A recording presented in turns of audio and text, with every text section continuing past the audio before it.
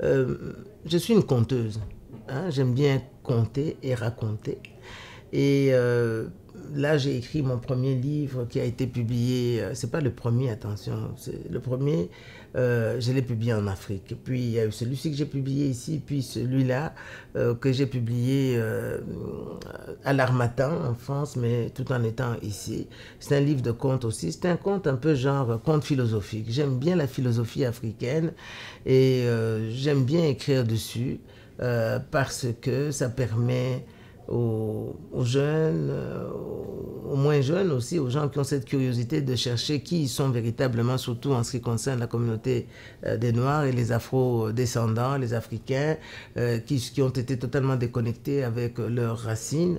C'est toujours bon de se reconnecter avec qui on est véritablement, parce que ça vous apporte cet équilibre souvent qui fait défaut et puis cette certitude de qui vous êtes vous-même. Et quand vous êtes bien assis à l'intérieur de vous-même, ça ne pose aucun problème d'accueillir les autres, d'accueillir la différence et surtout je ne dirais pas d'endurer ni de subir, mais disons de passer à travers parfois la mesquinerie humaine qui est inévitable. Mais quand on est mal assis dans soi-même, disons, on est très réactif, on devient inutilement sensible et le moindre coup du sort, le moindre aléa, c'est fini, on prend ça, ça devient tout un drame et on a du mal à gérer ça. Et le fin fond du problème, c'est l'équilibre à l'intérieur de soi-même. Ça, je pense, c'est extrêmement important. Et cet équilibre-là, on ne peut l'obtenir qu'à travers qui on est véritablement. Donc, quand on sait qui on est véritablement, à ce moment-là, on n'a plus de problème avec tout ce qui peut passer comme vent qui peut vous secouer. Vous êtes bien ancré dans vous-même. Je pense que je vais lire un extrait, parce que c'est le livre de mon grand-père, qui était un homme léopard. Le livre, il a été édité à la fin du mois de décembre. C'est une histoire que j'ai toujours racontée aux amis. Puis beaucoup disaient, mais pourquoi tu n'écris pas ça? C'est quand même assez hors du commun, il faut écrire ça.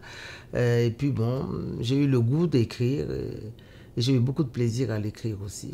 Et je voudrais lire l'extrait qui est écrit par mon père d'ailleurs, parce que il y a 4 parties dans ce livre. Et l'extrait de mon père qui parle d'un exploit auquel il a été témoin. N'est-ce pas? Donc, c'est ça que cet exploit, c'est quoi? C'est que mon grand-père avait utilisé ses pouvoirs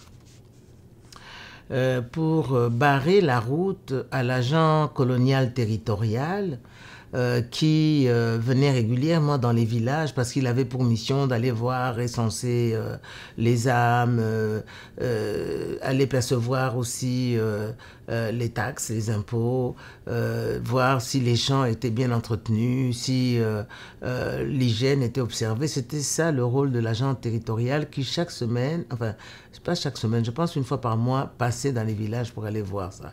Et les contrevenants, donc les personnes qui étaient prises en défaut, devaient payer des amendes. Et il y avait une police locale qui avait été instituée par la colonisation. Et donc les gens n'aimaient pas beaucoup la visite de l'agent territorial, évidemment. Ce jour-là, mon père était présent au village parce qu'il étudiait à la mission. Hein. Il a fait des études à la mission belge, en fait. Donc, il allait au village rien que pour les vacances. Et ce jour-là, cette fois-là, il était en vacances au village.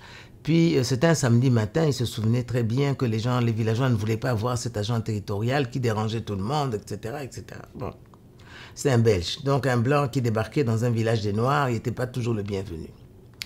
Et donc, mon grand-père, qui était le chef, on appelait Capita, parce qu'il y avait 2 autorités dans un village, l'autorité traditionnelle et l'autorité administrative, si vous voulez. Et mon grand-père avait été installé là par l'administration coloniale. Donc, c'est lui qui allait accueillir les agents territoriaux au bas de la colline. Le village était situé vraiment au sommet, sous le dôme d'une colline. Et donc, ayant entendu les villageois qui ne voulaient rien savoir de cette visite, il est parti et puis il a demandé à mon père de l'accompagner. Et mon père l'a accompagné et puis arrivé juste à l'endroit où il y avait la grande route et puis la route qui montait vers le village. À cet endroit-là, on avait posé une grosse pierre comme repère parce que les gens, un sentier dans la brousse, ça peut s'effacer assez rapidement. Et donc, l'administrateur territorial colonial est arrivé. Et là, mon père a vu d'abord, avant qu'il n'arrive, mon père a vu son père lui dire assieds-toi à tel endroit, reste debout à tel endroit, ne bouge pas. Et pendant que mon père était là, en train de regarder le sien, son père, il a vu donc mon grand-père aller cueillir des petites feuilles dans la brousse, et puis c'est comme s'il parlait à voix basse, comme ça, il murmurait quelque chose, et il a cherché, il a trouvé des feuilles, tout ça, des petites feuilles, puis il a fait un petit bouquet, et qu'il a lié avec une petite brindille. Il est allé au milieu de ce petit sentier, il a creusé un trou, et il a mis le trou, puis il a fait des signes dans le vide, comme ça.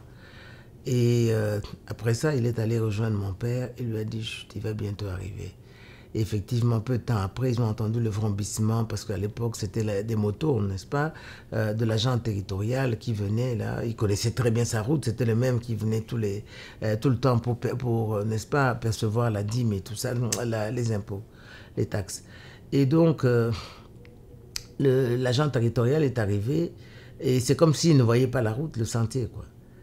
Il a dépassé, il est revenu, puis il est descendu de sa moto et il a continué à chercher l'endroit où il y avait le chemin. Il savait que c'était à tel endroit, quoi. Il a regardé au loin et il cherchait, il se grattait la tête. En fait, il se demandait ce qui se passait parce qu'il savait très bien que c'était à cet endroit-là, mais il ne voyait que la brousse.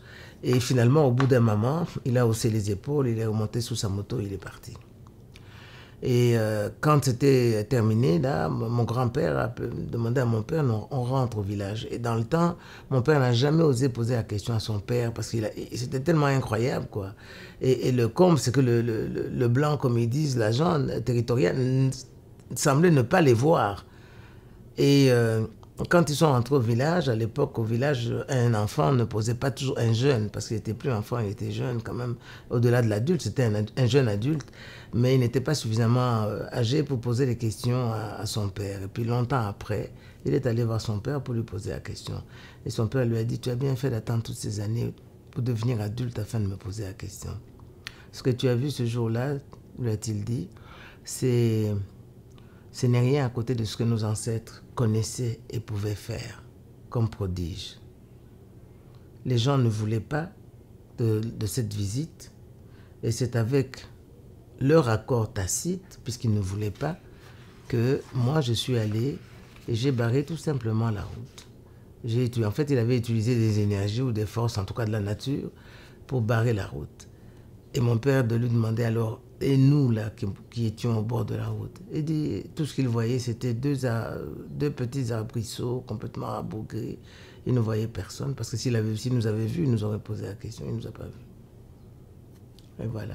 Donc ça c'est quelque chose que mon père raconte par rapport à mon grand-père et moi-même par rapport à ce livre. Ce que je peux dire, c'est que l'expérience que j'ai vécue, c'est quand il était décédé et qu'on est parti aux funérailles.